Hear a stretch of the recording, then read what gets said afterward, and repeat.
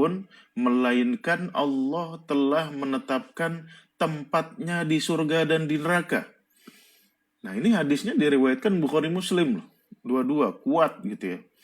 Mengatakan bahwasannya setiap manusia, ya, setiap manusia, Prabowo, Jokowi, Puan Maharani, ya kan, Megawati, semua, ya, setiap manusia, ya, itu telah ditentukan, telah ditetapkan tempatnya nanti di surga atau neraka. Oke? Jadi sudah ditetapkan gitu. Dan telah ditulis apakah ia celaka Yang atau diceritain tuh bahagia. aku konsisten. Udah ditulis gitu. Jadi kita nggak bisa milih mau celaka atau mau bahagia, kita nggak bisa milih. Ya, kalau kita ditetapkan celaka, ya kita nggak bisa menghindar dari kecelakaan. Gitu. Kalau kita ditetapkan bahagia, kita nggak mungkin celaka gitu. Oke. Nah, penjelasannya, takdir mencakup segala aspek kehidupan. Segala aspek kehidupan. Ini penjelasannya. Termasuk nasib akhir manusia. Jadi menurut hadis ini, orang yang mati bunuh diri, orang yang mati karena minum racun, orang yang mati lompat dari lantai 20, itu sudah ditetapkan sama Allah. Jadi dia nggak salah gitu. Namun manusia tetap diberi kehendak. Nah, ini kan kontradiktif ya. Udah mulai ngaco gitu. Katanya segala aspek kehidupan ya itu ditetapkan. Namun manusia tetap diberi kehendak dan pilihan. Nah, ini kan kontradiktif ya. Kalau sudah ditetapkan kan ya nggak bisa milih gitu. Misalkan saya Reza Rahadian, misalkan ya, saya Reza Rahadian ditetapkan menjadi aktor utama dalam film Ganteng-Ganteng Serigala misalkan. Ya saya nggak bisa milih dong jadi pemeran figuran gitu. Orang saya ditetapkannya jadi pemeran utama gitu. Nah tapi kontradiksi gitu. Di menurut hadis ini bisa. Walaupun kita ditetapkan jadi aktor utama, kita bisa milih kita mau jadi apa gitu. Boleh ya. Oke, hadis yang ketiga. Hadis tentang usaha dan takdir. Oke. Dari Abu Hurairah radhiyallahu anhu, Nabi SAW bersabda, ihris ala ma yanfa'uka wasta'in billahi wa la ta'jaz wa in asabaka syai'un fala taqul law anni fa'altu kana kada wa kada walakin qul qadarallahu wa ma syaa fa'al. Bersungguh-sungguhlah pada apa yang bermanfaat bagimu. Lah ini Nabi malah nyuruh kita melakukan pilihan untuk bersungguh-sungguh gitu kan. Mintalah pertolongan kepada Allah dan jangan lemah. Loh, kok hadis ini malah mengindikasikan Nabi bilang usaha yang benar gitu. Ya, kalau kurang-kurang minta sama Allah gitu. Dan jangan lemah gitu. Jika sesuatu menimpamu, jangan katakan seandainya aku lakukan ini pasti akan begini-begini. Tetapi katakanlah ini takdir Allah dan apa yang Dia kehendaki pasti terjadi. Oh, jadi apapun usaha kita, ya kan? Kalau kita memang sudah ditetapkan goblok misalkan, ya udah goblok aja gitu. Nggak akan jadi pintar. Ya kan ini menurut hadis ini. Tapi kontradiktif juga gitu. Sebetulnya kalau saya baca hadis ini tuh tidak menunjukkan seperti itu. Hadis ini tuh sebetulnya justru nyuruh kita, ya kalau udah yang berlalu, udah berlalu aja lah. Nggak usah dibilang kalau aku gini. Udah move on gitu. Nah itu maksud hadis ini tuh seperti apa sebetulnya itu. Gitu. Tetapi dimaknai enggak, kau gagal tuh udah ditetapkan sama Allah gitu. Ya kan? Penjelasan, manusia diperintahkan untuk berusaha bukan pasrah tanpa ikhtiar. Kenapa ikhtiar maknanya jadi usaha ya? Padahal ikhtiar itu kan jelas maknanya itu memilih ikhtiar tuh. Dari kata ikhtaro. Ya kan kalau di ayat Quran tuh wa anakhtartuka fastami' lima yuha. Ya kan Allah memilih Musa. Wahai Musa, aku telah memilihmu. Maka dengarkanlah terhadap apa yang diwahyukan. Gitu. Nah ini kok ikhtiar, ikhtaru, kok artinya berubah jadi usaha gitu. Ya kan teman-teman memahami gitu nggak? Ya kan pasti ada ya ikhtiar dulu. Dalam otaknya tuh ya usaha dulu. Lah usaha tuh kalau bahasa Qur'annya sa'yun. Ya kan? Wa man aradal akhirah wa sa'alaha sa'yaha, dan mengusahakan usahanya. Nah, itu sa'yun gitu. Kenapa kok orang nggak bilang sa'yun dulu bro, sa'yun dulu gitu. Tapi orang malah bilang ikhtiar dulu gitu. Nah, ini rancu nih. Jadi ada pergeseran makna kata gitu. Kemudian larangan mengucapkan seandainya karena menunjukkan penyesalan terhadap takdir. Oke. Kemudian hadis tentang takdir dan penyakit. Ini dari Usamah bin Syarik radhiyallahu anhu. Qultu ya Rasulullah ala tatadawa qala tadawu fa innallah lam yad'an illa wada'alahu dawa. Nah, ini terkait dengan penyakit nih. Aku bertanya, ya wahai Rasulullah, bolehkah kami berobat? Pertanyaannya konyol banget ya. Bolehkah kami berobat? Beliau menjawab, ya berobatlah. Karena Allah tidak menurunkan penyakit, melainkan juga menurunkan obatnya. Nah, kata Nabi di sini, berobatlah karena Allah tidak menurunkan penyakit, melainkan juga menurunkan obatnya. Hadis riwayat Abu Dawud nomor 3865. Penjelasannya, berobat tidak bertentangan dengan takdir. Karena kesembuhan juga bagian dari takdir. Ya, aneh-aneh aja sih sebetulnya. Oke, hadis kelima. Ya.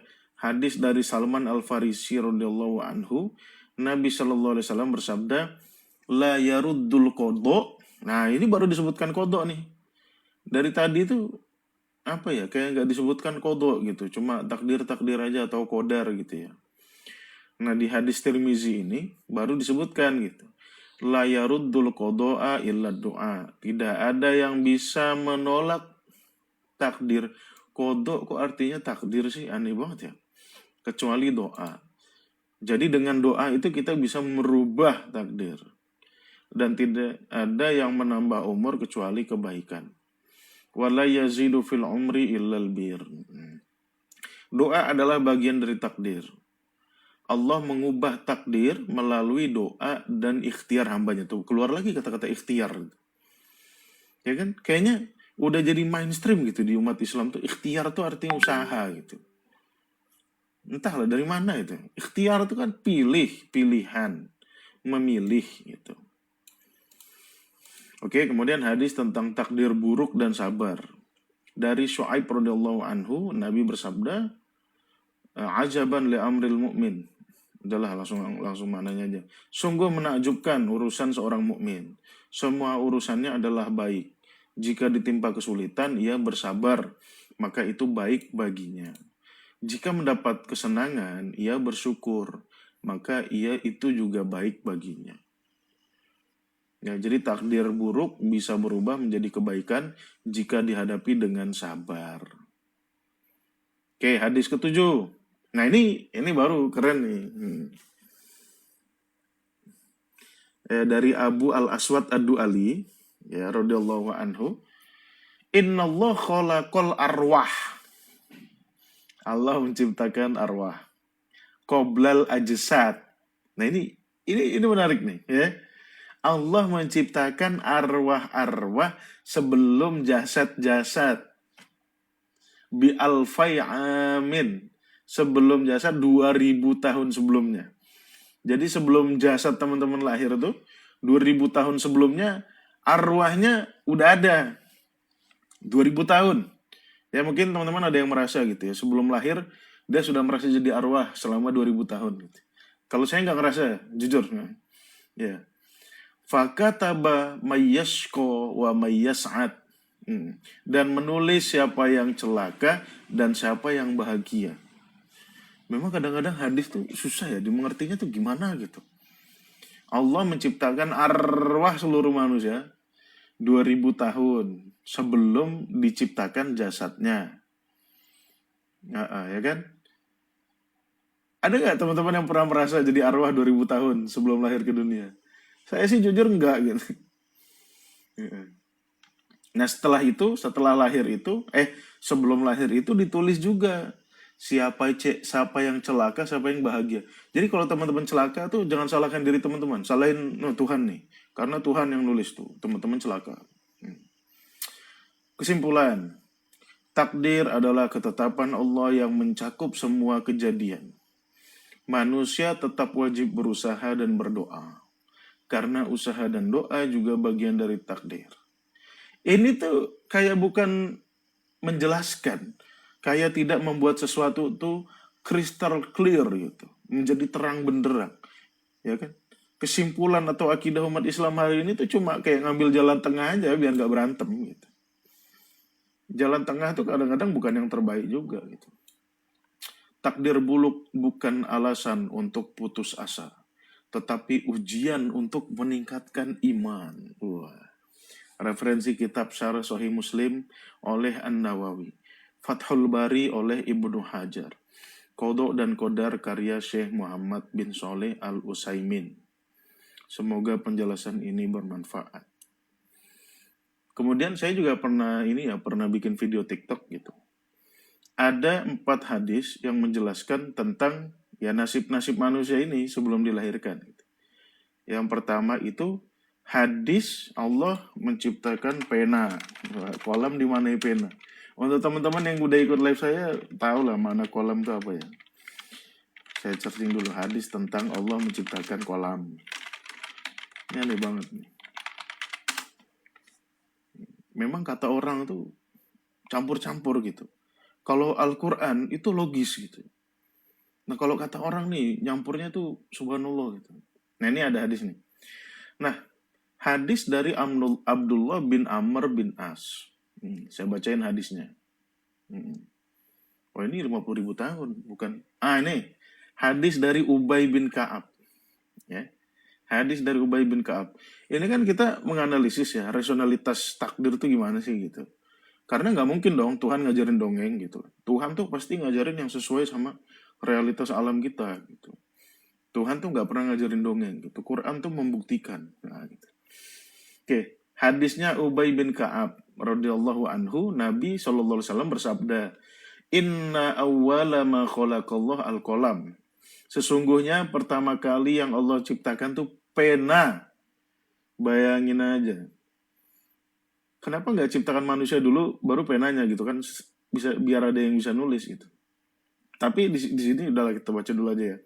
Sesungguhnya pertama kali Allah menciptakan kolam atau pena. Lalu berfirman, lalu Allah ngomong sama pena tuh. Nah coba kalau ceritain hadis ini ke orang Jerman gitu, ketawa nggak kira-kira? Ya. Lalu berfirman, tulislah gitu. Ya. Kemudian kolam bertanya, pena itu tanya sama Allah, wahai Rabbku, ya kan? Wahai Tuhanku, Robbi, wa madza aktub, apa yang harus kutulis, kata pena gitu. Ya, ini Allah ngobrol sama pulpen gitu. Kemudian Allah berfirman, tulislah takdir segala sesuatu hingga hari kiamat. Nah, jadi di awal dulu yang Allah ciptakan pertama kali itu pena. Ya kan? Nah, nanti kalau hadis lain ada yang bilang cahaya yang pertama kali diciptakan Allah. Berantem memang gitu. Wajar. Kalau hadis berantem sama hadis itu wajar gitu. Ya kan? Nah, ini yang pertama kali diciptakan pena gitu ya. Nah, kemudian Allah berfirman, tulis gitu. Pena bingung kan? Nggak tahu ya pena yang mana ya. Kalau pena hari ini sih jelas nggak punya kesadaran gitu ya. Seperti itu. Intinya ketika pertama kali diciptakan dulu nih, menurut Ubay bin Ka'ab, ya, menurut Ubay bin Ka'ab nih, Ubay bin Ka'ab tuh sahabat Nabi loh. Nah itu nasib seluruh manusia apapun itu, ya, daun jatuh apa segala macam itu sudah ditulis di awal sampai taqumas sa'ah, sampai hari kehancuran, sampai hari kiamat. Nah, jadi udah ditulis di awal dulu. Ketika Allah pertama kali menciptakan pena, jangan tanya mereknya, ya, Faster atau Pilot jangan tanya gitu. Ya, nggak boleh bertanya dalam Islam nih. Akidah tuh yakini saja. Nah kedua, itu hadisnya Ubay bin Ka'ab gitu ya. Nah kedua ada hadisnya Abdullah bin Amr bin As gitu. Ya kan? Ada hadisnya Abdullah bin Amr bin As. Nah Abdullah bin Amr bin As ya mengatakan bahwasannya Nabi itu mengatakan bersabda, ya, Kataballah maqadirul khalaiq qabla an yakhluqas samawati wal ard bi khamsina alfasana. Allah telah menetapkan takdir semua makhluk 50.000 tahun sebelum menciptakan langit dan bumi. Jadi yang ditulis mungkin pena itu diciptakannya 50.000 tahun sebelum diciptakan langit dan bumi. Tapi rancu juga ya, tahun yang dimaksud nih tahunnya bumi atau tahunnya Pluto gitu. Karena kalau tahunnya bumi ya 365 hari, kalau tahunnya Pluto ya lebih panjang gitu ya. Jadi nggak tahu apa tahunnya Merkurius yang lebih singkat, gitu ya. Yang penting 50.000 tahun. Kalau hadis jangan ditanya logisnya, yakini saja itulah kebenaran gitu. Oke. Sebelum menciptakan langit dan bumi. Saat itu wakana arsyuhu alal ma. Arasnya berada di atas air. Jadi aneh gitu. Maksudnya gini, yang pertama kali diciptakan Allah tuh apa sih menurut hadis nih? Menurut kata orang-orang nih. Katanya pena. Ya kan? Ada lagi yang bilang yang pertama kali Allah ciptakan tuh aras. Jadi yang mana duluan gitu? Ada lagi yang pertama kali diciptakan tuh nur, cahaya Muhammad katanya gitu, Nur Muhammad. Ya kan? Ini saya ngomong belak-belakan aja ya biar teman-teman tuh bisa mikir gitu. Ya kan? Ini yang mana sih yang benar gitu? Ada yang bilang nur, ada yang bilang pena, ada yang bilang aras. Nggak boleh nanya. Nggak boleh, akidah kok harus diyakini, nggak boleh tanya. Benernya yang mana nggak boleh gitu. Jadi pena ditulis. Nah habis itu 50.000 tahun sebelum bumi diciptakan, tulis lagi. Apalagi yang ditulis nih, gitu. Nggak boleh tanya. Diam, nggak boleh tanya gitu. Ya kan? Pena yang pertama kali tulis, pertama kali Allah ciptakan pena udah ditulis. Nanti 50.000 tahun sebelum langit dan bumi ciptakan, tulis lagi. Loh kok 2 kali nulis? Nggak boleh tanya, diam. Akidah nih. Ya, gitu kan. Nah, kemudian, ya kan? Kemudian datang lagi, ya kan? Datang lagi hadis tentang 40 hari. 40 kali 3. 120 hari. Ketika janin berada 40 kali 3, ya kan? 40 hari kali 3, 120 hari dalam kandungan. Jibril datang. Ya kan? Ngapain Jibril? Niupkan ruh, kemudian menulis lagi ajalnya, rezekinya, ya kan, matinya, kemudian mati ajal, ya, rezekinya, ajalnya, ya, apalagi tuh yang 4 tuh, ada 4 perkara tuh, ya kan. Nah kemudian di dunia itu dia akan menderita atau bahagia gitu. Lah jadi yang ditulis pena, ya kan, sama yang ditulis 50.000 tahun sebelum bumi diciptakan, sama yang dituliskan lagi buat bayi ini, apalagi yang ditulis nih? Katanya udah ditulis di awal, udah ditulis semuanya sampai ke hari kehancuran. Ya kan? Nah kemudian 50.000 tahun sebelum bumi diciptakan, tulis lagi. Apalagi nih yang ditulis gitu. Ya kan? Ini. Sesungguhnya penciptaan salah seorang dari kalian dikumpulkan dalam perut ibunya selama 40 hari. Kemudian malaikat meniupkan ruh dan diperintahkan menulis 4 hal. Rezeki, ajalnya, amalnya, kemudian dia celaka atau bahagia. Jadi teman-teman yang mencuri itu sudah ditulis sama Allah, tidak bersalah gitu. Ya kan? Fir'aun tuh masuk surga harusnya karena dia menjalankan peran sebagai orang jahat tuh sukses gitu. Wah, menderita Bani Israel tuh. Ya kan? Nah ini tulis lagi nih dalam perut nih. Jadi yang benar yang mana? Nggak boleh tanya. Akidah. Kontradiksi nggak boleh tanya. Akidah. Nggak boleh tanya. Ya kan? Begitu brojol, ya kan? Begitu brojol, ya. Ada lagi hadisnya siapa tuh? Begitu brojol tuh Abu Hurairah. Kullu mauludin yuladu alal fitrah. Yang lahir putih bersih. Lah, katanya udah ditulis sampai 3 kali kok lahir putih bersih gitu. Fa abawahu yuhawidanihi au yunassiranihi au yumajjisanihi. Bapaknya dia tuh yang akan membuat dia Yahudi, Nasrani, Majusi. Jadi salah bapaknya gitu. Nggak jadi salah yang pertama gitu, karena dilimpahkan ke bapaknya. Nah, jadi tiga hadis ngatakan, ya udah ditulis. Semua udah ditulis. Begitu brojol putih bersih, hilang tulisannya gitu kan. Nah ini gimana sih Pak Ustadz? Nggak boleh nanya, akidah nggak boleh bertanya. Gitu. Harus diyakini ini hadis sahih, orangnya hebat yang meriwayatkan. Gitu. Ya kan? Nah ini beberapa hadis tentang takdir bahwasannya hidup kita sudah ditetapkan. Ya, oke. Jadi teman-teman itu saya bacakan ya beberapa kontradiksinya dalam hadis gitu. Ya bagi teman-teman yang meyakini yang nyaman hidupnya bisa tidur ya kan, bisa makan, bisa kerja dengan tenang, meyakini hal yang kontradiksi ya nggak apa-apa gitu.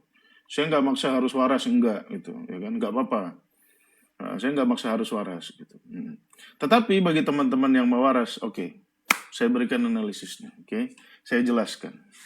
Oke, karena Quran itu ya, salah satu fungsinya menjelaskan kepada manusia perkara-perkara yang mereka berikhtilaf, kontradiktif di antara mereka. Ya kan? Surat Al-Baqarah ayat 213. Nah, apa Allah berfirman di situ? Kanan nas ummatan wahidah.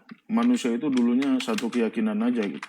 Faba'asallahu nabiyyin mubansyirin wa munzirin wa anzala ma'ahumul kitaba bil haqqi liyubayyina lahum. Allah turunkan Alkitab bil haq, kebenarannya absolut, nggak bisa salah. Ya, Al-Quran yang ada di tangan teman-teman tuh nggak bisa salah. Untuk apa? Liyahkuma bainan nas fi makhtalafu fi. Untuk menjadi hakim di antara manusia terhadap apa-apa yang kita berkontradiksi di dalamnya. Oke, ini kan perkara takdir ini nggak jelas nih. Ya, kalau jelas nggak bakal diperdebatkan. Nggak bakal lahir dua aliran Jabariyah Qadariyah itu kalau jelas ya. Nah, wa makhtalafa fihi illa alladziina utuhu min ba'di ma ja'atuhumul bayyinat. Ya kadang-kadang ikhtilaf itu lahir setelah turun juga gitu. Ya mungkin ada beberapa orang yang salah baca teks, salah memahami teks. Oke, saya jelaskan ya. Yang yang panas sama omongan saya tadi boleh keluar aja. Ini saya jelaskan bagi orang-orang yang mau dengar penjelasan aja.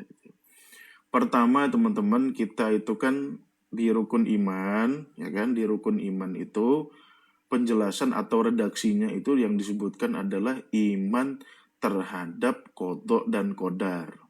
Secara redaksional, ya kan? Secara redaksional ya, iman yang keenam adalah iman kepada qada dan qadar.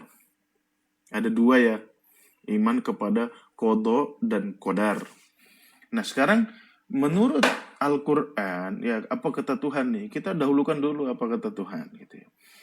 Oke, kata Tuhan tuh, kalau kau mau memahami Al-Quran, ya mau memahami petunjuk Allah nih, ya termasuk qada qadar nih, ya pahami dari sisi bahasanya dulu. Karena Allah bilang, wa kadzalika anzalnahu Qur'anan Arabiyyan la'allakum ta'qilun. Aku menurunkan Al-Quran berbahasa Arab agar kalian dapat memahami. Ya, biar otak kau main gitu. Makanya aku pakai bahasa. Penting nggak bahasa? Penting untuk ngikat makna. Ya, nggak mungkin makna itu bisa diikat tanpa ada kata-kata. Ya, dan bahasa Arab itu termasuk bahasa yang terbaik untuk mengingat makna. Karena dia memiliki akar kata. Akar kata itu maknanya tidak berubah. Ya, akar kata itu maknanya nggak berubah. Gitu. Ya kan? Kalau bahasa lain mungkin ada yang nggak punya akar kata. Seperti bahasa Indonesia. Bahasa Indonesia itu nggak punya akar kata. Gitu. Sembunyi, apa akar katanya? Kan nggak ada. Nah, bahasa Arab, itu sebagian besar kosakata dalam bahasa Arab, itu mempunyai akar kata. Yang itu dapat mengikat maknanya. Makanya Allah memilih bahasa Arab untuk menurunkan petunjuk universal bagi seluruh manusia. Oke, harus ada yang mengikat gitu. Oke, itu pentingnya semiotika dalam mengkaji Al-Quran. Yang bilang semiotika nggak penting tuh ya berarti otaknya nggak nyampe. Nah, oke. Nah sekarang kita pahami dulu qada Itu asal katanya apa? Kata-kata kodo, ya, itu dalam bahasa Arab berasal dari akar kata kodo ya, kof, dod ya, 3 huruf. Kodo ya. Oke? Apa maknanya sih? Secara dasar, makna dasarnya apa sih Pak Ustadz? Kodoya. Kodoya, makna dasarnya adalah menyelesaikan. Ya. Atau menetapkan dalam makna dalam makna memerintahkan. Gitu. Ya kan? Apa contohnya? Apa contohnya dalam makna menyelesaikan? Surat yang biasa teman-teman baca ketika sholat Jumat. Ya, apa yang biasa teman-teman baca pada sholat Jumat? Ya, faida kudiyatis sholat. Nah ini loh, kalau mau cari keterangan makna kata tuh cari di ayat lain gitu. Jangan orang ngomong kita merujuk ke dia. Karena Al-Quran juga mengikat bahasa Arab. Jadi makna diikat oleh bahasa, Quran mengikat bahasa Arab gitu. Ya. Nah di surat Al-Jumu'ah ayat 10, teman-teman boleh buka ya. Surat Al-Jumu'ah ayat 10, Allah berfirman, "Faida kudiyatis sholah." Kalau sholah sudah dilaksanakan, di situ kata kudiyah, kodoya, akar katanya. Ya. Maknanya ya dalam bentuk negatif ya, dalam bentuk pasif bukan negatif. Kalau sholat sudah dilaksanakan, nah itu makna kodo, melaksanakan, menyelesaikan. Kalau sholat sudah diselesaikan, fantashiru fil ardi, bertebaranlah kalian di muka bumi, bukan ngendon aja di masjid. Oke, itu satu penggunaan dari kata kudiya atau kodo bermakna menyelesaikan. Oke, ada lagi nggak di ayat lain? Di surat Al-Baqarah ayat 200. Oke, di surat Al-Baqarah ayat 200. Ya, ini kalau teman-teman terima sama kata Tuhan ya. Kalau nggak terima saya berargumen dengan kata Tuhan, repot gitu. Oke, di surat Al-Baqarah ayat 200. Oke, teman-teman boleh buka. Fa'idha kodoitum manasikakum. Kalau kau telah menyelesaikan manasik-manasik hajimu. Gitu. Nah di situ Allah menggunakan kata kodo. Ya, kodo ya. Kalau kalian telah menyelesaikan manasikmu, fadhkurullaha kadzikrikum aba'akum aw asyadda dzikra. Maka ingatlah Allah sebagaimana kalian mengingat bapakmu, nenek moyangmu, atau lebih dari itu. Nah di sini juga ada pelajaran penting ya. Bagaimana kita berzikir kepada Allah, bagaimana kita mengingat Allah? Ya, kata Allah, kadzikrikum aba'akum, sebagaimana kalian mengingat nenek moyang kalian, bapak kalian. Bapak saya sudah meninggal gitu. Nah, bagaimana cara mengingat bapak saya? Apakah saya sebut namanya 33 kali setiap waktu? Ya, misalkan nama bapak saya Fulan, saya sebut Fulan, Fulan, Fulan, Fulan, Fulan, Fulan, Fulan, Fulan, Fulan, Fulan, Fulan, Fulan, Fulan sampai 1000 kali. Ya. Atau ini kata Tuhan loh, kita suruh berzikir kepada Allah, suruh mengingat Allah sebagaimana engkau mengingat bapakmu. Atau saya mengenang bapak saya. Ya kan? Bapak saya itu selalu mengajarkan, Rip, sebelum tidur sikat gigi dulu, biar kuman di mulut tidak berkembang biak. Ya, akhirnya saya setiap sebelum tidur saya sikat gigi gitu. Nah ini yang mana nih gitu. Yang mana nih kira-kira nih? Saya nyebut nama bapak saya Fulan 1000 kali, atau saya ingat ajaran beliau. Gitu. Rip, kalau habis makan jangan tiduran, kasihan perutnya gitu. Oh iya gitu. Jadi saya setiap habis makan nggak pernah tiduran. Ya kan? Rip, kalau pagi-pagi ya, bersihin rumah gitu. Oh iya, saya ingat pesannya gitu. Saya ingat pesan ayah saya begini. Jadi setiap pada subuh saya ya bersih-bersih rumah. Nah ini kira-kira yang mana nih? Pikirin sendiri. Oke. Nah ini penggunaan kata kodo bermakna menyelesaikan. Oke. Ada juga penggunaan kata kodo bermakna memerintahkan atau menetapkan dalam bentuk perintah. Ya, menetapkan dalam bentuk perintah. Apa contoh ayatnya? Contoh ayatnya adalah contoh ayat berbakti kepada orang tua. Ya. Surat apa tuh? Ada yang tahu? Berbakti pada orang tua. Surat Al-Isra ayat 23. Oke, buka Qurannya. Biar saya itu ketahuan ngarang apa enggak gitu. Ya kan? Buka Qurannya surat Al-Isra ayat 23. Wa qada rabbuka alla ta'budu illa iyyah. Nah, di situ Allah menggunakan kata qada. Ya. Tuhanmu telah menetapkan kepadamu dalam bentuk perintah alla ta'budu, jangan sembah yang lain kecuali kepada Allah. Wa bil walidaini ihsana, dan berbuat baik pada orang tua. Ya, ini kodok dalam makna menetapkan atau perintah gitu ya. Ada lagi nggak? Ya banyak gitu, ya kan? Surat An-Naml ayat 78. Inna rabbaka yaqdi bainahum bihukmih wa huwal azizul alim. Sesungguhnya Tuhanmu yaqdi bainahum bihukmihi, menetapkan di antara mereka dengan hukumnya.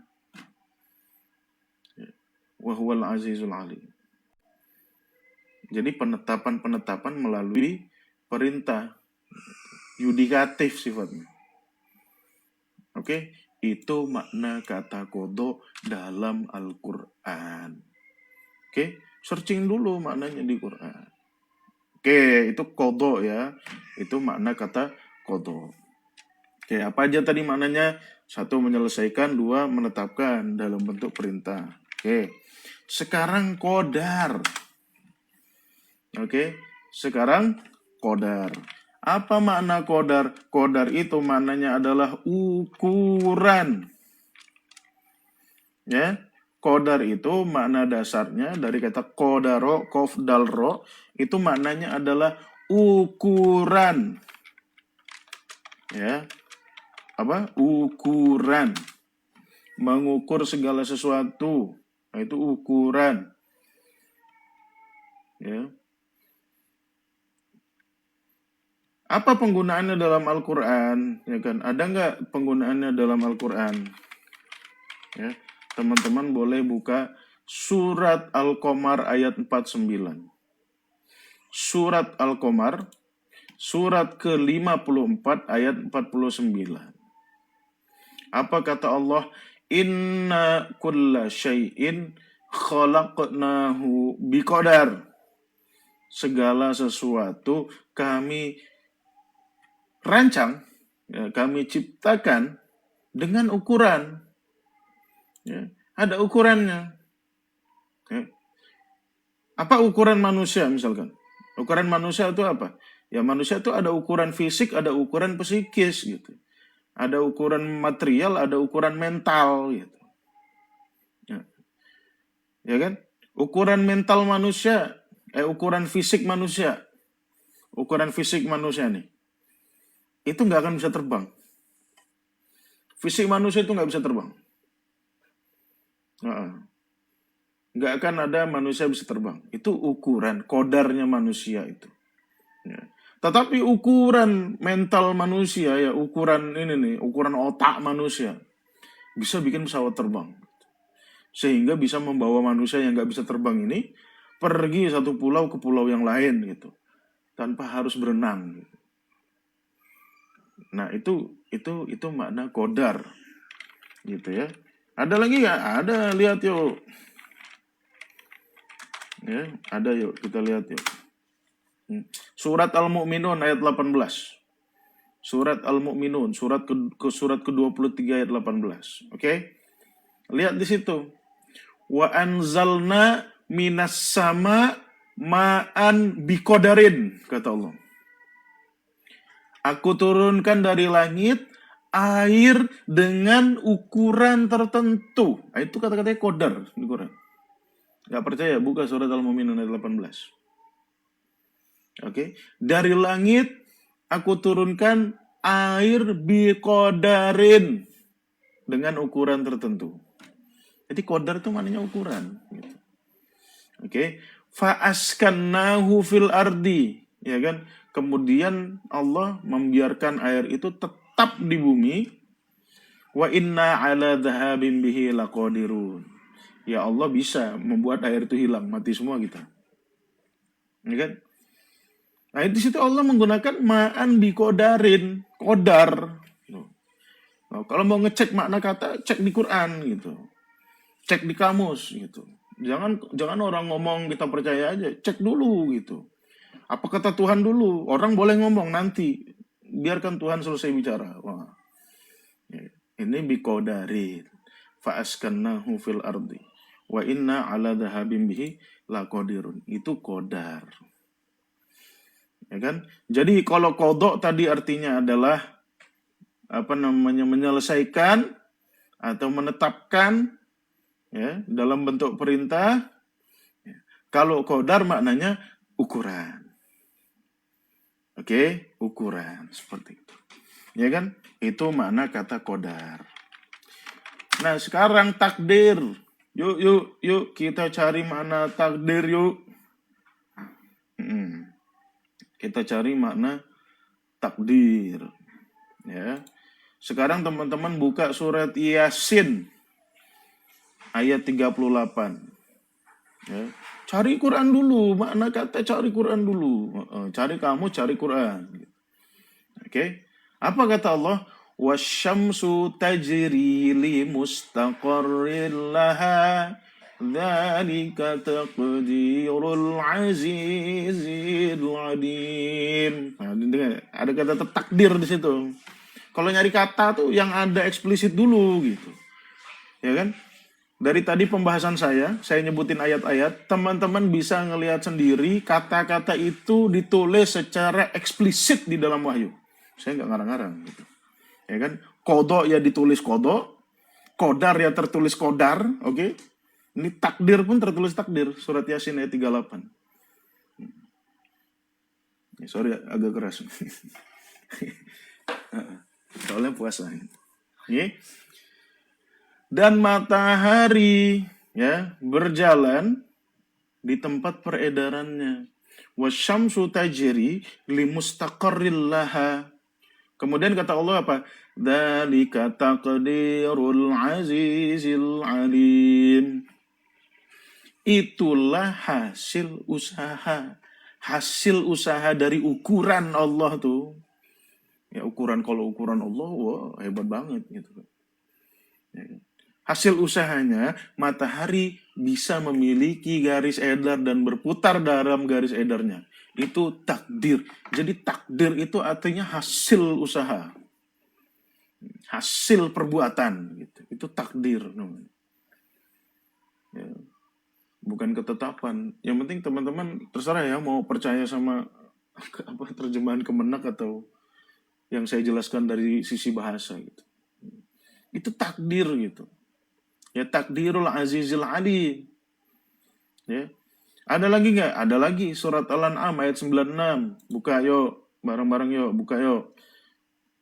Surat Al-An'am, surat ke-6 ayat 96.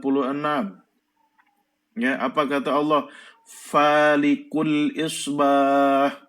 Dia yang membuat pagi itu menyingsing. Wa ja'alal laila sakana, dan menjadikan malam itu sebagai ya ajang untuk kita beristirahat lah. Wasyamsa wal qamara husbana, dan matahari bulan untuk perhitungan. Ya manusia kan menghitung menurut lunar sama solar gitu ya. Ya kan? Ada bulan lunar, ya, ada bulan solar. Solar itu matahari, lunar itu bulan. Jadi ada bulan berbasis hitungan Qamar, ya, bulan-bulan Hijriyah itu, ya kan. Kemudian ada juga bulan-bulan perhitungan waktu berbasis solar, berbasis matahari, Januari, Februari, ya kan, revolusi dalam setahun gitu. Nah, kemudian ayatnya ditutup dengan dzalika taqdirul azizil alim. Itulah takdir, itulah hasil perbuatan Al-Aziz Al-Alim. Ya, itu takdir gitu. Teman-teman yang pernah pesantren pasti pernah dapat raport dalam bahasa Arab takdirud darajat gitu. Nah, itu isinya nilai-nilai hasil ujian. Jadi takdir itu hasil usaha. Gitu. Oke, jadi sampai sini paham ya? Saya jelaskan makna kata satu-satu ya, beserta rujukan-rujukan ayatnya itu. Jadi saya anti ngarang lah gitu. Masa jelasin apa kata Tuhan kita ngarang gitu.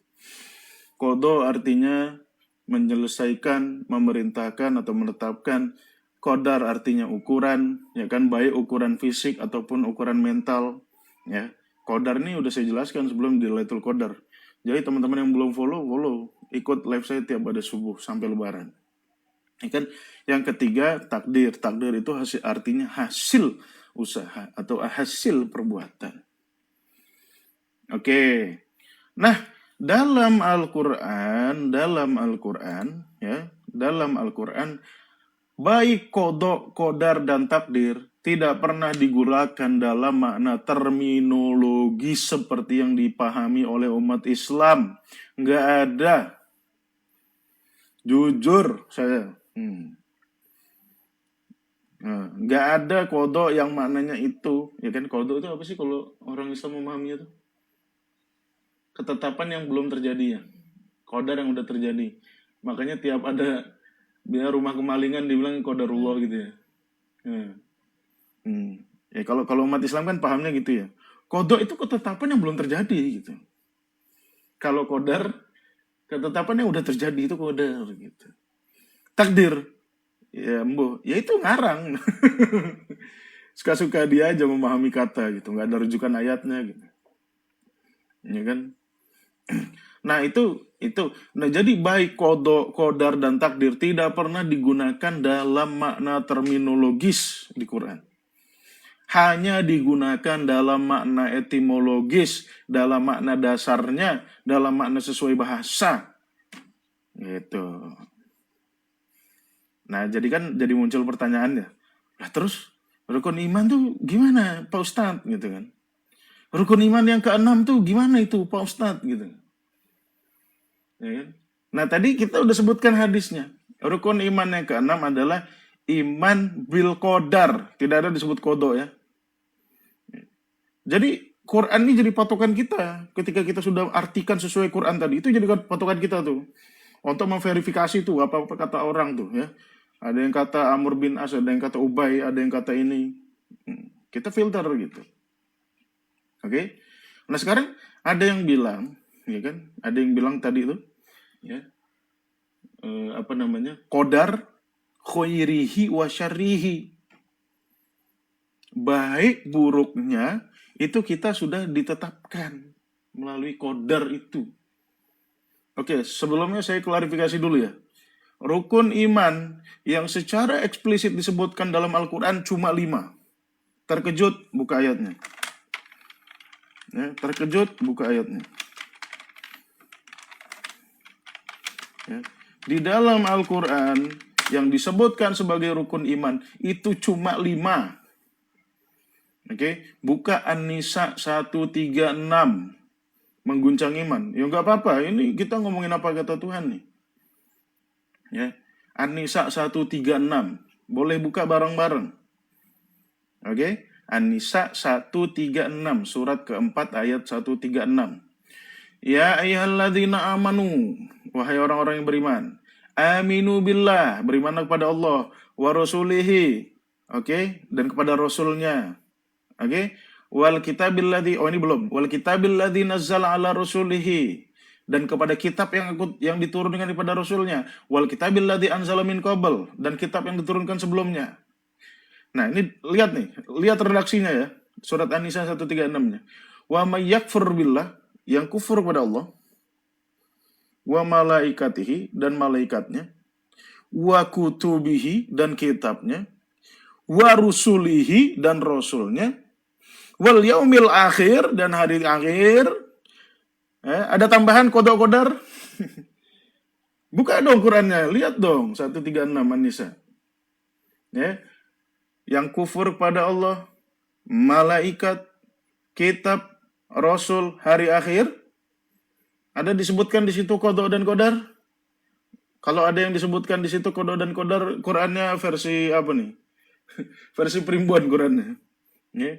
Faqad dolla dolalam ba'ida. Jadi iman gak iman tuh hanya kepada 5 ini. Oke? Kata Quran. Bukan kata saya. Nih, kalau mau protes sama ini nih, yang punya teks Quran nih. Bukan kata saya gitu. An-Nisa 136. Oke? Dan teman-teman silakan cari di Quran. Ya, kita disuruh iman kepada kodok dan kodar secara eksplisit ya. Saya jamin gak ada. Ya. Udah begitu hadis yang mengatakan iman kepada kodar khairihi wa syarrihi. Jadi ya, kita harus beriman kepada kodar baik dan buruknya. Oke. Kita harus percaya bahwasanya yang baik dan yang buruk, betul nggak? Itu datang dari Allah. Oke? Kita harus percaya itu menurut hadis. Nah, sekarang informasi ini bertentangan nggak sama Al-Quran? Oke, kita lihat, ya kan? Kita lihat di surat surat An-Nisa ayat 79. Tadi kan premis hadis mengatakan baik buruk dari Allah. Oke? Nah, sekarang teman-teman buka An-Nisa 79. Oke, buka bareng-bareng. Buka Qurannya masing-masing. Oke. Ma asabaka min hasanatin faminallah. Yang ada yang mengenai dirimu tuh dari kebaikan itu datangnya dari Allah. Oke, lihat premis Quran ya. Perhatikan nih. Lihat premis Quran nih. Kalau teman-teman gak setuju sama ini, ngomong sama Allah, bukan sama saya gitu. Ya.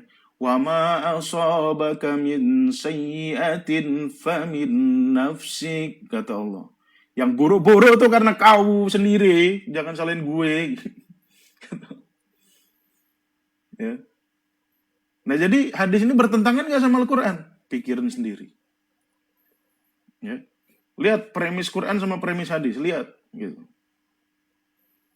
Ya, ini saya tidak dalam rangka menghujat Rasulullah. Hadis itu belum tentu dari Rasul gitu kan. Oke? Nih premis Qurannya, ma asabaka min hasanatin faminallah. Yang baik-baik dalam hidupmu dari Allah. Wa ma asabaka min sayyi'atin famin nafsik, salah kau sendiri. Baik kau secara individu maupun secara kolektif. Oke. Jadi bertentangan gak hadis sama Quran? Ya pikirin sendiri gitu. Ya. Kalau ada hadis yang mengatakan baik buruk dari Allah, lihatlah An-Nisa 79 ini. Pikirin dewe gitu. Ya. Nah, oke. Kita kritik hadis nih. Kalau yang kolam-kolam tadi boleh ya udahlah. Jangan ditanya logikanya di mana. Oke? Itu. Nah, sekarang perkara tulis-tulis ya kan? Perkara menulis-nulis perbuatan manusia. Oke? Perkara tulis-menulis perbuatan manusia. Oke. Sekarang kata hadis tuh, ya kan? Kata hadis tadi, semua aspek kehidupan kita A sampai Z sudah ditulis, sudah ditetapkan kata hadis. Oke. Sekarang kita lihat apa kata Tuhan, apa kata Quran. Ya. Kita lihat apa kata Tuhan. Ya. Kita lihat di mana apa kata Tuhan. Nuhyi.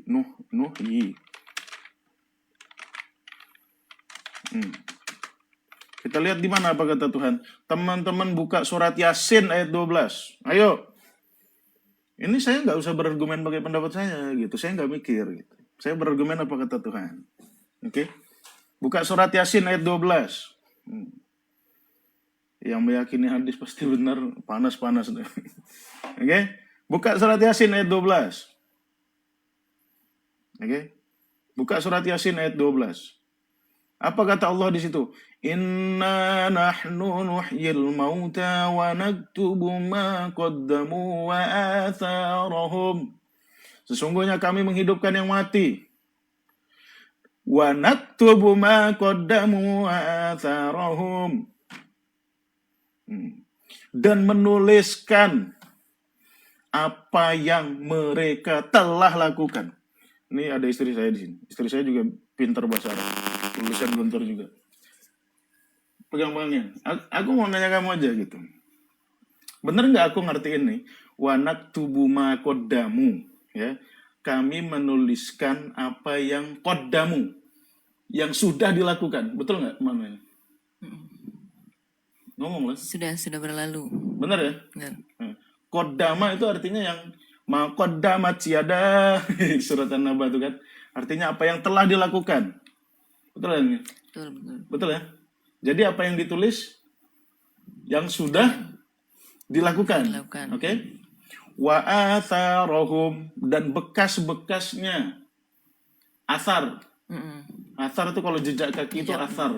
Betul ya? Betul. Aku nggak ngarang ya mengartikan kata-katanya. Istri saya pintar juga teman-teman. Nomor 1 dulu di Gontor. Oke? Bener ya? Asar. Jadi yang ditulis sama Allah tuh yang sudah dilakukan dan bekas-bekas yang ditinggalkan atau yang belum dilakukan. Apa yang? Ini loh, surat Yasin ayat 12. Masa nggak pernah baca surat Yasin? Betul nggak? Betul ya? Betul. Nah. Oke, teman-teman ngeliat ya. Yang ditulis apa? Yang sudah dilakukan dan bekas-bekas yang ditinggalkan sebagai jejak digital. Waduh. Kita akan dihisap nanti dengan itu. Wa kulla syai'in ahsaynahu fi imamin mubin. Dan segala sesuatu, kamu pegang aja dulu. Ya, kami rekam dalam sistem yang namanya imam mubin. Nah, oke? Itu kata Tuhan, bukan kata saya. Saya nggak berpendapat, ya. Otak saya kosong, ya. Kita dengarkan Tuhan dulu. Oke? Setelah itu, ya, ayat yang lainnya, perkara tulis-tulis ini, apa yang teman-teman ya, perkara tulis-tulis ini, ayo, ya kan, ayat surat Qaf, surat ke-50 ayat 18, ayo teman-teman buka. Ini masalah akidah penting nih, menentukan keyakinan teman-teman. Aku nih hidup sial nih, Tuhan yang menentukan atau bukan gitu. Oke, kalau premis Quran ya bukan, lu sendiri salah gitu. Oke, buka surat Qaf, surat 50 ayat 18. Oke. Apa di situ Tuhan bilang? Ma yalfizu min qaul. Tidak ada perkataan yang diucapkannya. Illa ladaihi, kecuali ya, ada yang raqib, ada yang atid. Raqib, rokoba. Apa makna rokoba yang? Tolong dijawab yang pakai mic ini. Rokoba, murokib kalau di Gontor. Mengawasi. Oke. Raqib itu artinya ada yang mengawasi. Tidak ada satu kata pun yang terlontar kecuali ada yang mengawasi. Nah, istri saya yang bilang ya. Rokoba. Oke. Atid. Nah, kalau atid nih mungkin orang Gontor pun nggak paham ya. Atid apa? Atid itu jeli, teliti. Jadi yang yang merekam kata-kata kita tuh, apapun yang kita ucapkan tuh, ya, itu ada yang mengawasi, ada yang raqib, ada yang atid. Pengawasnya itu atid, jeli dalam, jadi detail dia memperhatikan. Nah, itu makna raqib atid. Tetapi yang sudah dikeluarkan dari congor gitu, dari mulut, ya. Ngomong dulu baru baru direkam gitu. Bukan sebelum ngomong dia direkam. Oke? Jadi premis Quran ini jelas ya. Premis Al-Qurannya jelas gitu. Apa yang direkam, apa yang dicatat versi Al-Quran yang sudah dilakukan. perkataan yang sudah keluar dari mulut, perbuatan yang sudah dilakukan, yang sudah terjadi, beserta bekas-bekasnya. Saya nabrak pagar orang, ada bekasnya gitu. Ya, saya gundulin hutan, ada bekasnya Jakarta banjir misalnya. Ya, jadi premis Qurannya jelas. Oke? Yang ditulis sama Allah adalah yang sudah dilakukan, bukan yang belum dilakukan. Oke? Sebagai apa? Sebagai bentuk tanggung jawab.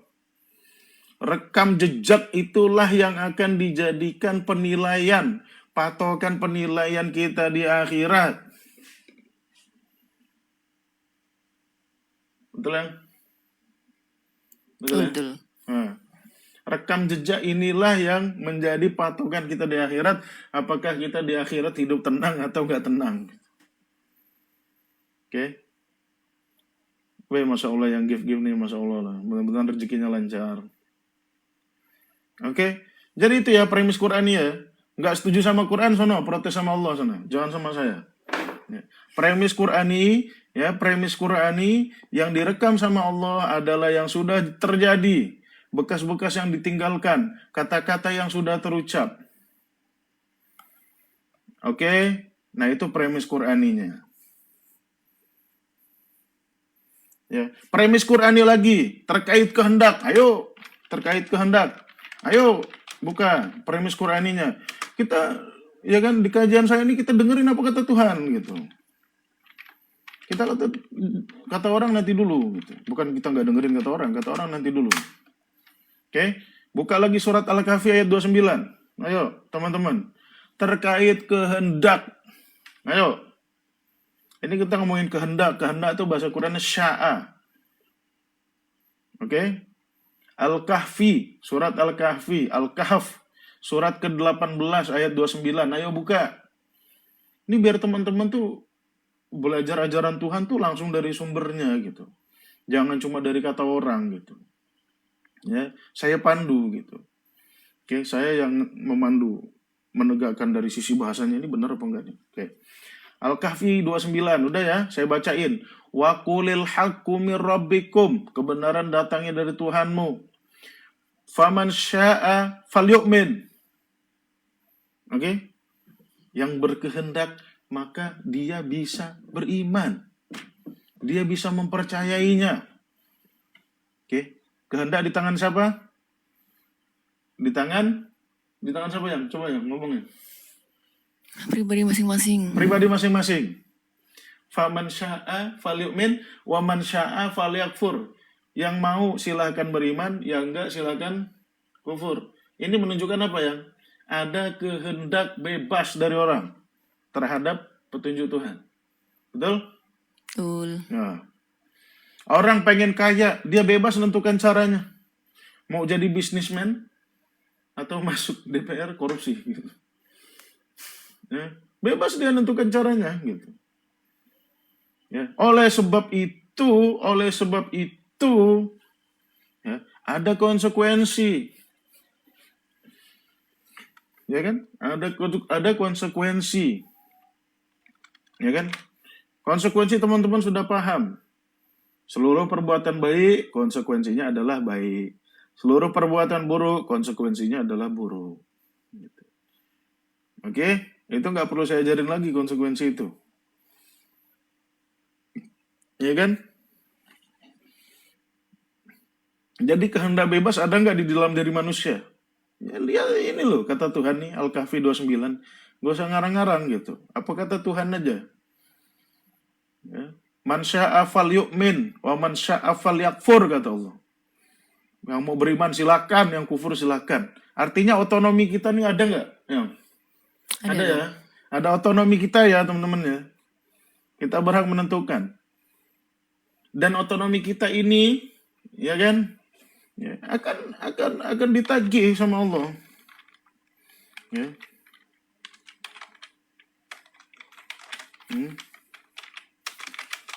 Di surat apa itu? Saya nggak kayak Ustaz tadi Hidayat sih. Ya. Surat apa itu? Surat Ghafir ayat 17. Ayo buka. Atau jangan surat Ghafir dah. Surat Al-Jasiyah ayat 22. Oke, buka teman-teman. Ayo, ini biar teman-teman ngerti nih argumen Tuhan nih.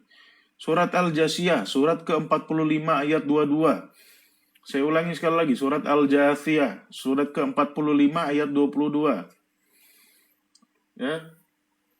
Dari free will tadi, oke, dari kehendak bebas tadi, ada konsekuensinya nggak? Lihat ini, surat Al-Jasiyah ayat 22. Wa khalaqallahu samawati wal ard bil haq. Allah merancang langit bumi ini dengan hak. Wa litujza kullu nafsim bima kasabat. Agar Allah dapat memberikan balasan kepada setiap manusia atas apa yang dia kerjakan. Betul yang aku ngerti kan? Betul. Betul ya? Oke. Agar setiap orang itu mendapatkan balasan terhadap apa yang dia kerjakan. Wahum la yuzlamun. Mereka tidak dizolimi. Mereka tidak dianiaya sedikit pun. Tidak dicurangi sedikit pun. Oke. Jadi free will kita, kehendak bebas kita, oke, diarahkan sama Tuhan. Makanya Allah bilang, kulil haq mir rabbikum. Aku kasih petunjuk bagi manusia. Ya. Karena Allah tahu kita punya otonomi, kita punya kehendak bebas, Allah kasih petunjuk pada kita. Ya, biar ngarahkan otak kita. Tapi kita kadang-kadang milih arah sendiri. Ya, biar Allah ngarahkan otak kita. Ya. Tetapi terhadap petunjuk ini, kita pun punya kehendak bebas. Bisa percaya, bisa enggak. Tetapi apapun itu, mantap. Tetapi apapun itu, ya, ada konsekuensinya yang Tuhan tetapkan. Ya. Tuhan sudah ngarahin. Kalau kau ikut jalan yang bagus, maka konsekuensinya bagus. Kalau nggak ikut jalan Tuhan, ya kan, siap tanggung konsekuensinya. Oke? Jadi premisnya tuh logis, sejalur gitu. Fa amma man sakulat mawazinuhu fahuwa fi 'ishatir radiyah. Oke? Yang timbangan amal baiknya bagus, hidupnya tenang di akhirat. Wa amma man khaffat mawazinuhu fa ummuhu hawiyah. Ya. Yang bagus di dunia, ya. Hasil dari konsekuensi otonom tadi tuh, kita berhak milih sendiri tuh, ya. Kalau kita memilih untuk melakukan yang benar dan baik, konsekuensi di akhiratnya baik. Kalau kita memilih untuk menjalankan yang buruk, konsekuensinya neraka jahanam. Oke? Premis Quran ini jelas ya. Quran tuh logis, pasti logis Quran tuh. Oke? Jadi dari sini terkait perilaku manusia ya teman-teman.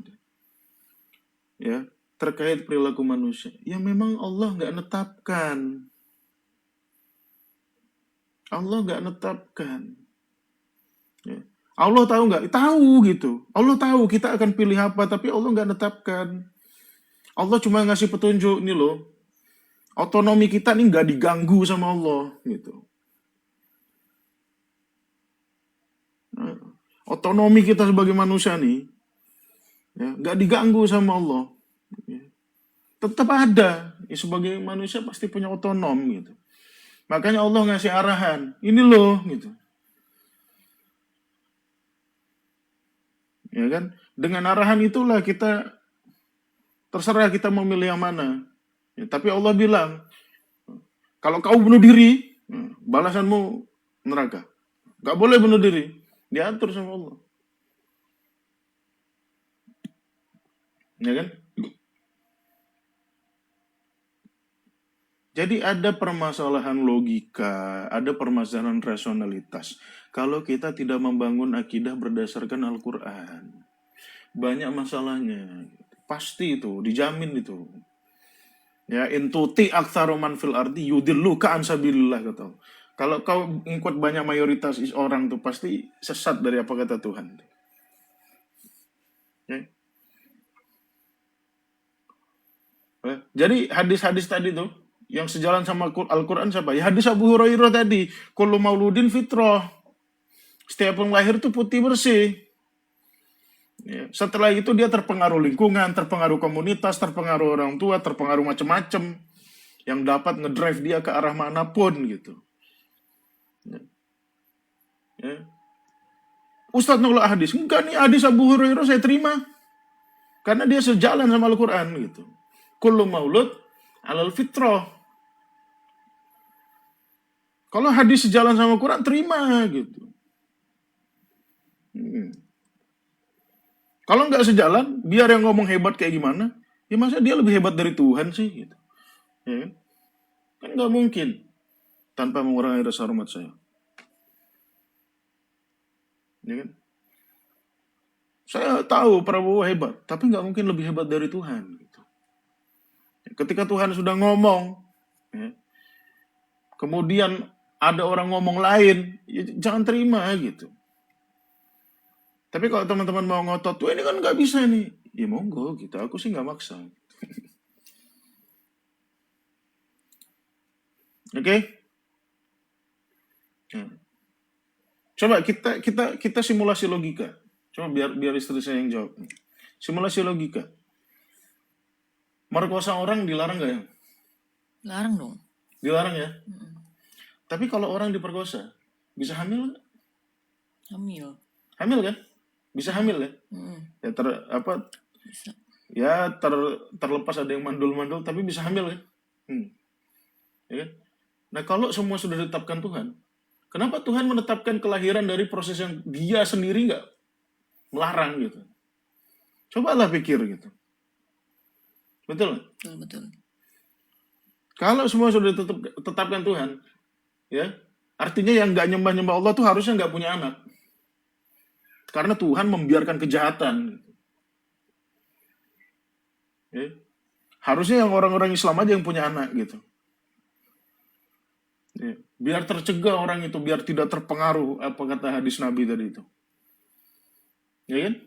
Tapi orang non-Muslim bisa punya anak nggak? Bisa.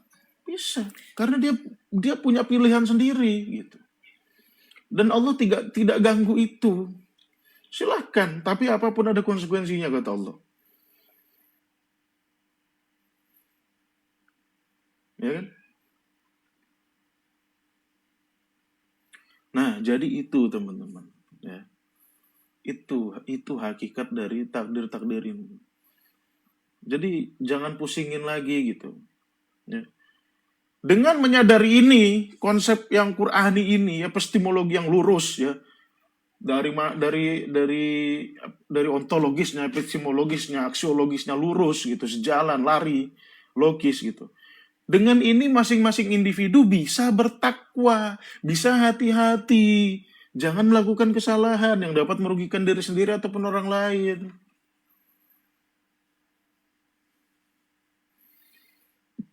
Betul ya? Betul. Kita nggak atas namakan Tuhan gitu, atas kepentingan pribadi kita. Betul nggak? Ada orang kita kesel sama dia, kita gebukin aja gitu. Ya kan? Ntar kita ngomong aja, ini disuruh Tuhan kok, gue gebukin loh gitu. Ayo. Terjadi permasalahan rasionalitas kalau kita nggak mau ikut apa kata Tuhan. Allah kan mengetahui, berarti sudah menetapkan. Kata siapa kalau mengetahui itu pasti menetapkan gitu loh. Kata siapa gitu. Saya tahu Bu Sri Mulyani jadi Menkyu, tapi saya nggak menetapkan Bu Sri Mulyani jadi Menkyu. Masa bedain mengetahui sama menetapkan aja nggak ngerti sih. Oke, jadi saya jelaskan ya qadha dan qadar secara Qur'ani ya, melalui premis-premis Tuhan tadi. Qadha, memang Tuhan menetapkan sistem alam, sistem operasi alam, itu Allah tetapkan. Sistem operasi, bukan peristiwa loh ya, apalagi peristiwa hasil bukan peristiwa manusia nih, ya hasil otonomi makhluk hidup, bukan. Yang Allah tetapkan sistemnya. Oke, kemudian setiap entitas hidup yang ada di muka bumi, yang ada di alam semesta itu mempunyai qadar, mempunyai kemampuan. Ya, Qadir. Innallaha ala kulli syai'in qadir. Allah Maha mampu. Oke. Dengan kemampuan inilah kita berusaha dalam sistem yang dikodok Allah, kita menghasilkan sebuah takdir, sebuah hasil usaha. Oke. Kodoknya manusia itu nggak bisa terbang karena tidak punya mekanisme itu. Ya. Tetapi dengan kodarnya, ya, dengan kodar isi kepalanya nih, isi otaknya nih, ya, membuat rekayasa gimana caranya ini bisa besi, bisa ya membuat konfigurasi dari besi, dari kaca, dari baja, dari karet, dari busa, ya kan, dari tembaga, bisa menjadi kapal terbang yang jangankan 1-2 orang, satu kampung masuk situ gitu. Itu jadi takdirnya manusia gitu, hasil usahanya manusia. Bisa mudik kita yang dari Jakarta ke Sulawesi cuma berapa jam aja. Kalau yang mana kalau nggak ada alat itu ya bisa berbulan-bulan naik kapal. Nggak bulan-bulan juga sih kalau ke Sulawesi. Berhari-hari. Nah itu makna kodok kodar takdir.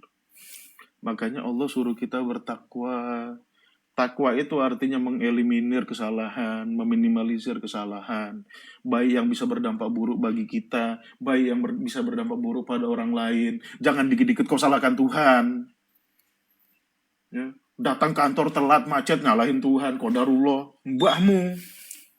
Salah kau sendiri. Udah tahu macet, berangkat mepet-mepet. Kalau ada alasan dibilang aja. Jangan nyalahin Tuhan. Karena Tuhan itu bukan sumber kerusakan, bukan sumber keburukan. Wah, ini kan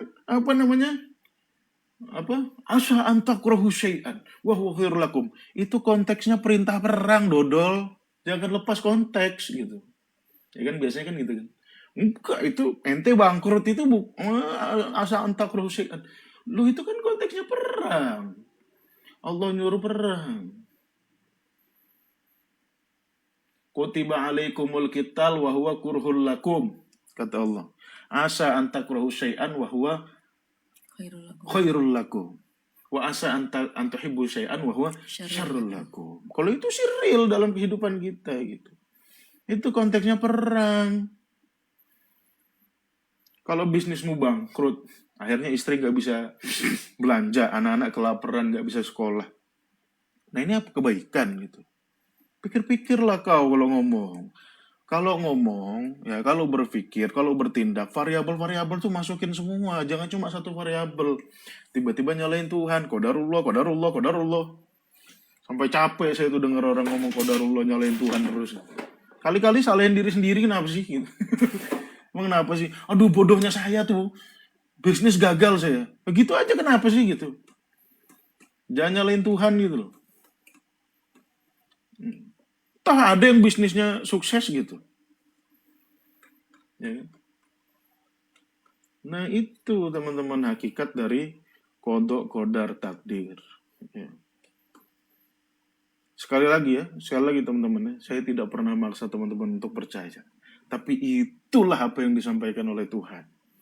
Itulah yang sesuai dengan rasionalitas hidup kita. Jangan dikit-dikit nyalain Tuhan. Qadarullah, ya Allah, qadarullah. Qadarullah.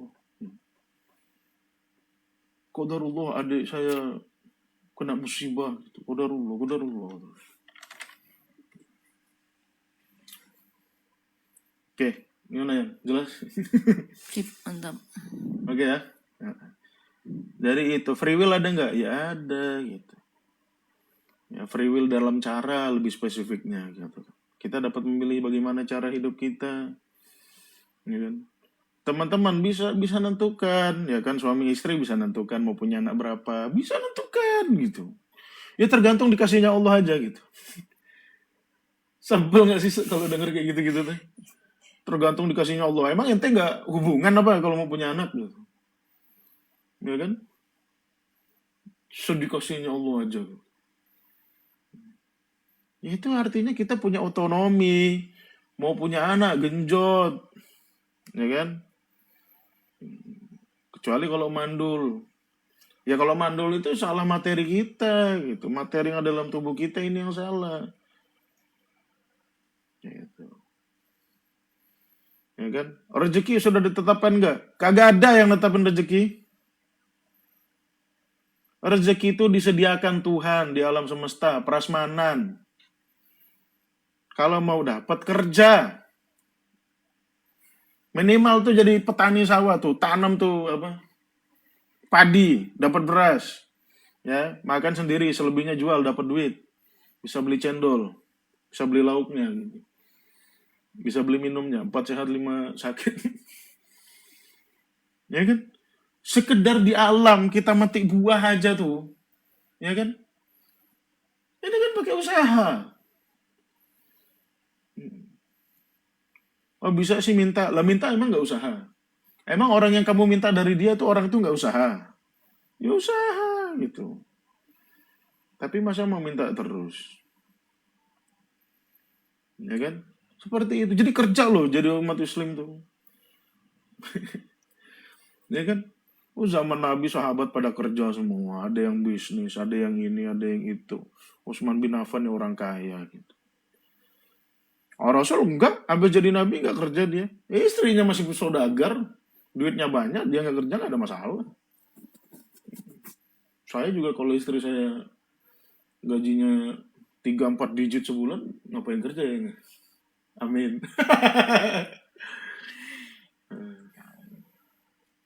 Udahlah, hemat tenaga. Oke, absen dulu absen. Saya mohon maaf hari ini saya nggak ini ya, saya nggak bikin catatan gitu. Karena ayatnya pun yang dibahas nggak banyak. Ayo absen dulu. Absen dulu. Johor Baru, Jakarta, mantap. Purbalingga selalu. Bali, Bogor, Singosari. Pahami gak cuy? Demak, Kaltara, Jambi, Kuantan, Singi, mantap. Palembang, Selangor, Bekasi, Kerajaan Singosari. Ayo absen dulu, mana nih? Paling timur, paling utara, paling selatan, paling barat. Kaltara, Putrajaya, Putrajaya, Malaysia. Konoha, Semarang hadir. Sulawesi Selatan, Riau, Masya Allah. Karimun Kepri, Masya Allah. Probolinggo, Masya Allah. Ambon, Lampung, Tasikmalaya, Tarakan, Jambi. Buat VT-nya, udah ada VT-nya. Cengkareng, Masya Allah, tinggal di mana bang? Bandara. Madura, Pekanbaru, Lampung dan Palembang hadir. Banjarmasin, Otoman hancur ya. Cuaca panas Ustaz, bisa kopi-kopi nih, ntar nunggu buka. Dari surga mana nih? Surga Kalimantan, Kisaran, Garut, Jakarta Selatan. Dinasti Abbasiyah. Bukannya halus pakai filter. Nggak ada filter ya? Lighting, ini lighting. Tapi memang muka aku halus nggak sih? Termasuk.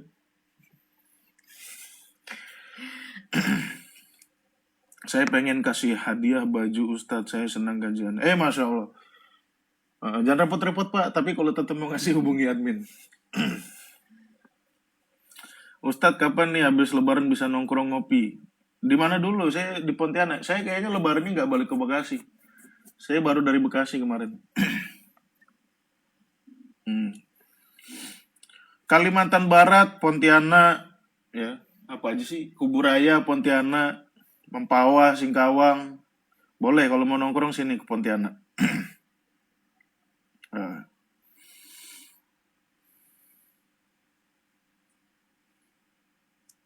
Ustadz lulusan mana? Pakistan.